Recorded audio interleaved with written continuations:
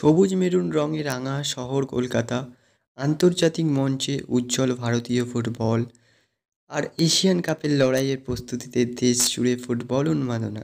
তো স্বাগত জানাচ্ছি পিএস হাব ইউটিউব চ্যানেলে। আজকের কিন্তু এই সমস্ত বড় বড় কিছু আপডেটস রয়েছে, তো তাই ভিডিওটা স্কিপ না করে সম্পূর্ণ দেখতে থাকো। তো চলো বন্ধুরা, ভিডিওটা শুরু করা যাক। দিমিত্রি পেট্রাডসের আগমনে কলকাতার উন্মাদনা।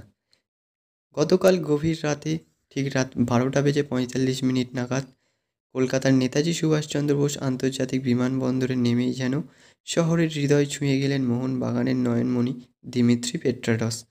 বিমানবন্দর প্রাঙ্গণে উপচে পড়া সমর্থকে ভরে উঠেছিল এবং সবুজ মেরুন পতাকা, সবুজ মেরুন ধোঁয়া দিয়ে রেঙে উঠেছিল বিমানবন্দরের এলাকা। দৃশ্যটা ঠিক এমন ছিল, মানে ওখানে যে নিরাপত্তা বাহিনীরা থাকেন তারাও কিন্তু ভিড় সামাল দিতে হিমশিম খাচ্ছিলেন এবং ভক্তদের এই উচ্ছ্বাসের ঢেউয়ে মানে এতটা ভিড় হয়েছিল সেখানে, দিমিত্রি পেট্রাডসকে সেখান থেকে দুটো সমর্থক কাঁধে করে নিয়ে গিয়ে গাড়ি পর্যন্ত ছেড়ে দিয়ে আসেন। তো মোহনবাগান ভক্তদের কাছে এটি ছিল যেন উৎসবের রাত।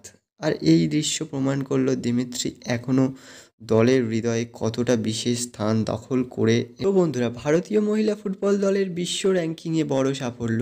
ভারতীয় মহিলা ফুটবল দলের জন্য আজকের দিনটা বিশেষ। সাম্প্রতিক এশিয়ান কাপের বাছাই পর্বে দারুণ পারফরমেন্সের সুবাদে তাদের ফিফা র্যাঙ্কিং 70 থেকে 1 লাফে 63-তে উঠে এসেছে। এটি শুধু একটি পরিসংখ্যান নয়, এটি প্রমাণ করে যে মহিলা ফুটবল ক্রমেই উন্নতির পথে, মানে ভারতীয় মহিলা ফুটবল ক্রমেই উন্নতির পথে এবং বিশ্ব ফুটবলের মানচিত্রে নিজেদের জায়গা আরও ধীরে ধীরে মজবুত করে চলেছে এই দল।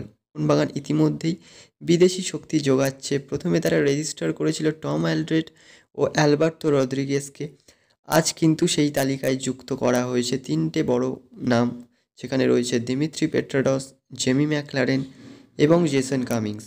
এই স্কোয়াড দেখে বোঝাই যাচ্ছে ডুরান্ড কাপের চ্যাম্পিয়নশিপ এর জয়ের লক্ষ্যে নিয়ে মাঠে নামছে সবুজ মেরুন ব্রিগেড।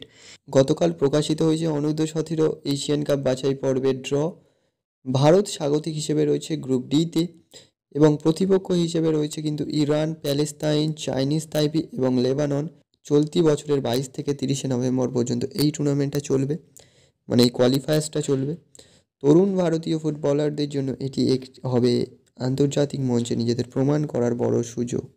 তো বন্ধুরা, অপরদিকে কিন্তু মেয়েদের ক্ষেত্রেও একটি বড় আপডেট এসছে। সেখানে কিন্তু অনূর্ধ্ব-17 এশিয়ান কাপের বাছাই পর্বে গ্রুপ জিতে রয়েছে কিন্তু ভারত।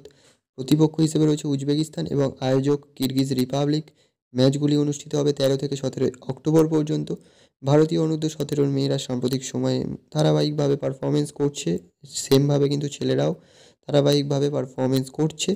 এবার দেখা যাক দুজনেই কিন্তু মূল পর্বে যোগ্যতা অর্জন করতে পারে কি। তো বন্ধুরা, ফুটবল এখন শুধু খেলা নয়, এটি একটি আবেগ, এটি গর্ব।